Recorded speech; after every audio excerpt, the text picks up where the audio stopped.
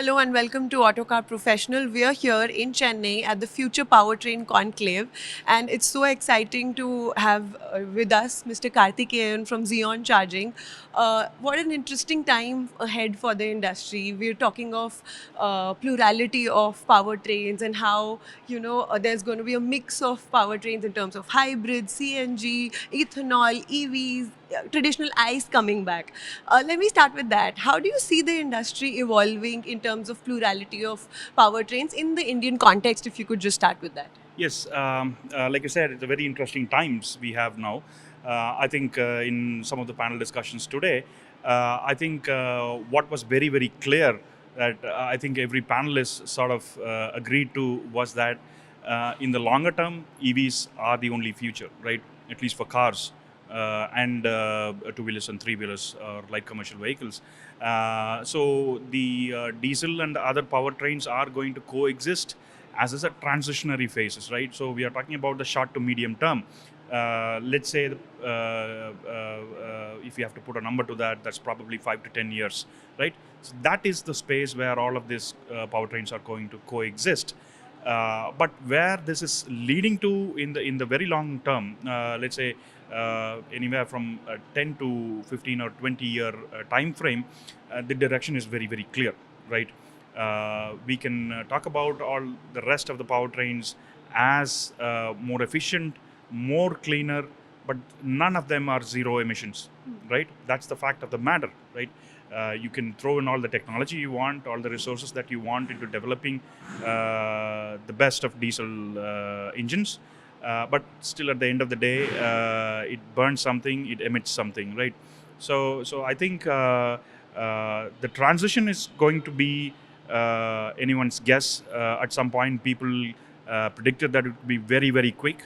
The last couple of years, we have realized that it could take a bit longer than we thought, right? And at some point, maybe in a couple of years, we could realize it could happen even faster, right? So that unpredictability will continue to remain.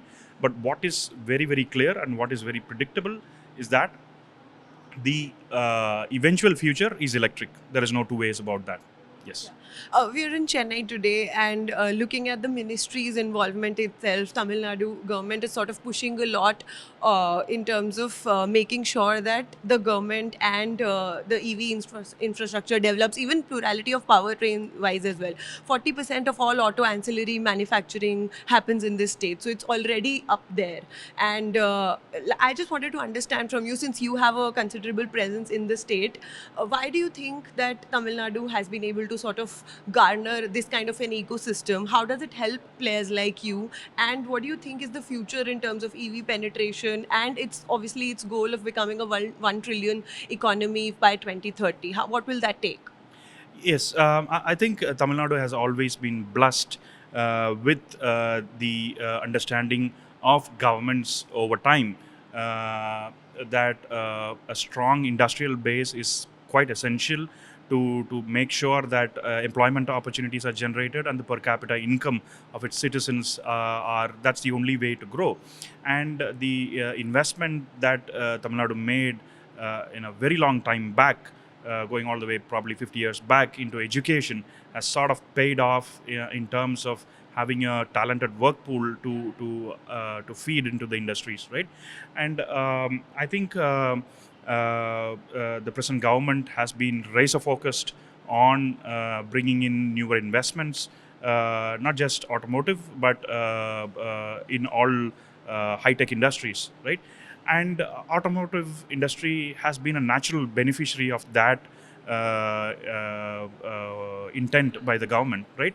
And once the industry sort of transitioned or saw the future as electric, Tamil Nadu government also gave it an impetus to make sure that that industry, especially the electric vehicle manufacturing base, is positioned in the state to make sure that the existing industry thrives for a very long time to come, right? And in terms of electric vehicles themselves, I see Tamil Nadu's approach slightly changed in the last couple of years, because earlier what we saw was the government was attracting a lot of investments into EV manufacturing and manufacturing in terms of EV components, right? So that is where the main focus was, and that has been a very big success to a large extent. You can see that in terms of companies like Ashok Leyland, Ather, Ola, Ampere, all of them have set up shops here, right? Aisher and all that. Now, in the last couple of years, what has changed in the government's approach is that it is not quite enough to have a large manufacturing base. It is also essential to have uh, the citizens of Tamil Nadu adopt electric vehicles to a large extent, right?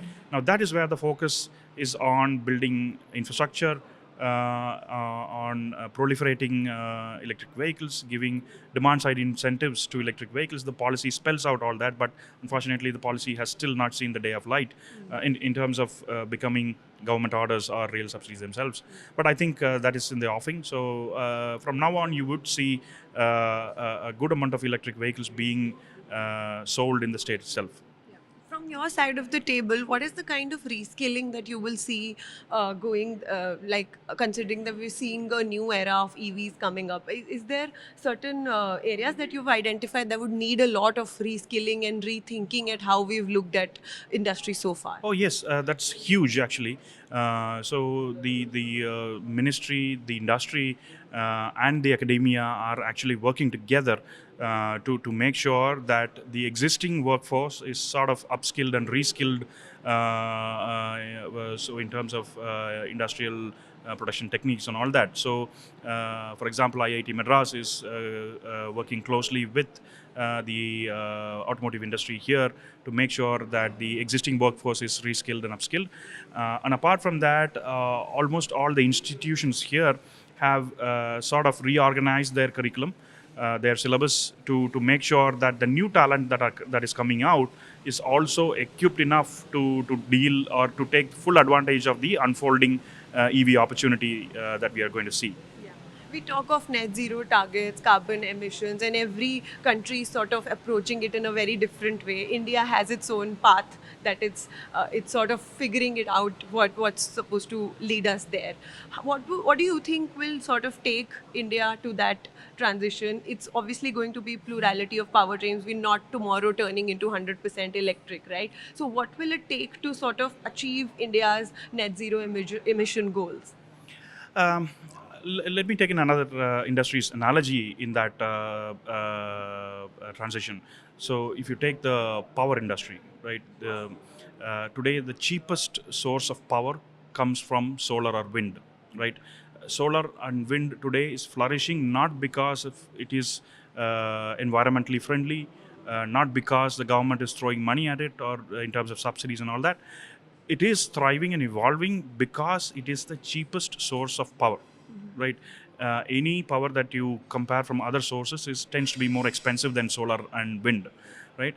So in the same sense, net zero targets are being discussed, policy pushes are being considered, and all that. But the transition to net zero will happen when the relevant technologies are economically viable, right? So today, EVs have made the transition, right?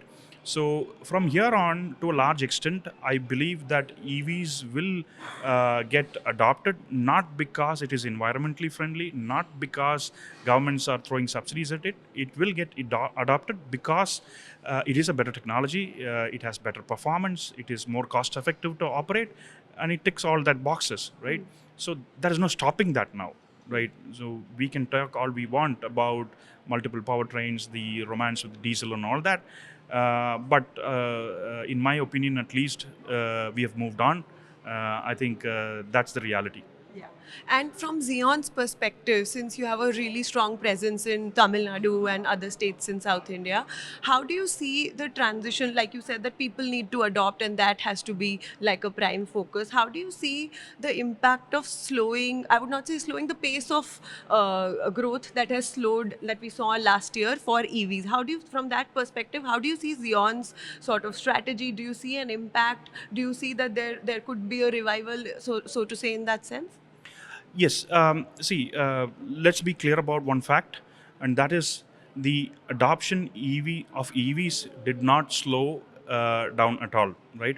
Uh, in no year in the last 5 years that the sales of EVs have been lesser than the previous year, right? Every year there has been an incremental sales of EVs higher than the previous year. So what sort of happened last year was the slowdown in the pace of growth, right? It was still growing, but the pace of growth was less than what was anticipated, Yeah. right? So it does not, but I think it was misquoted in the press that EVs have slowed down, right? The The, pace the of adoption of EVs have slowed down. It was never the case, right?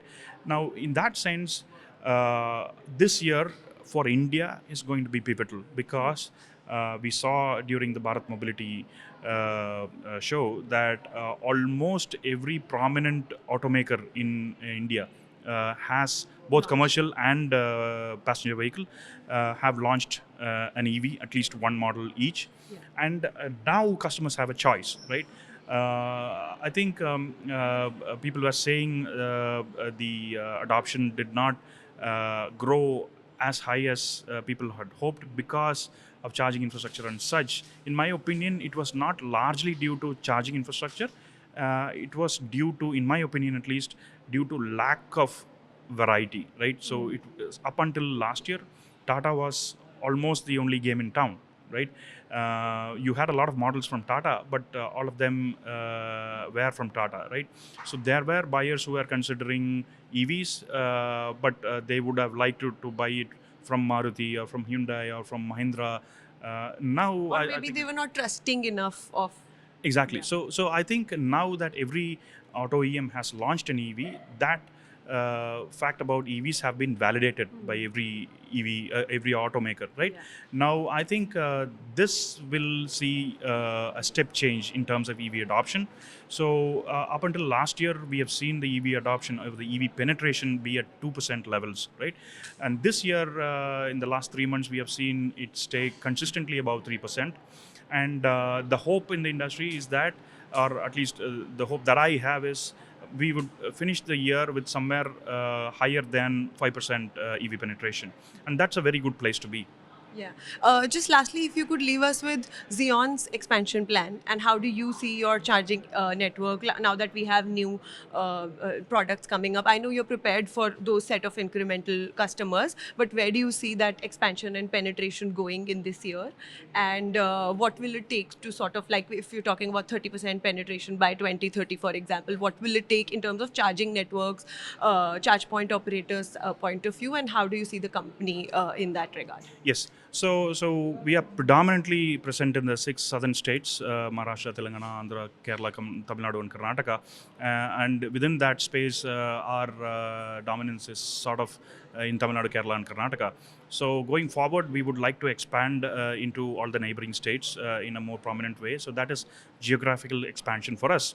But having said that, what we need to do more importantly is that we need to reinforce our existing geography with more chargers and with more high power chargers also, right? Now with the launch of the Mahindra vehicles that we have seen that the technology is evolving to support very high powered charging, right?